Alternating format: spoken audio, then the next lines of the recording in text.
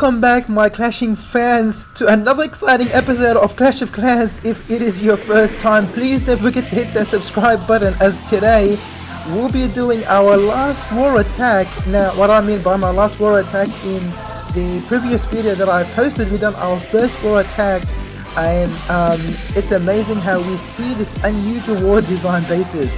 So we are now going to be adding more insults to the Town Hall 10 and just picking which base should I go through. I have made a good choice in attacking this base, and again this base, or attacking another base similar, but then again I wasn't looking forward to look what sort of clan castle troops that I have, or whether if I had the correct troops trained.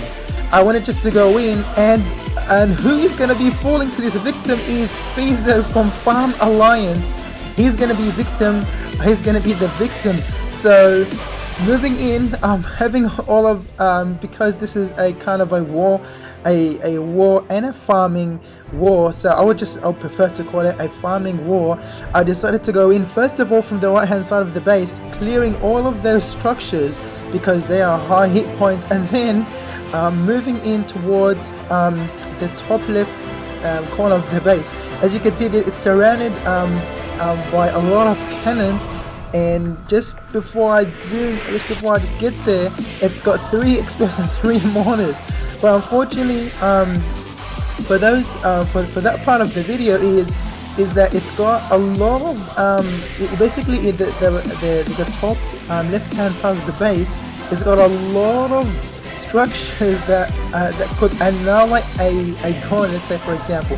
So here is, I'm showing you what sort of example I'm looking for, but as you can see, the golem itself, it's getting wiped out within the first few seconds of the raid, and then after realizing it went out, you've got the enemy Barbarian King to face as well. But then I chucked in another golem to help proceed with this raid and then the majority of my army.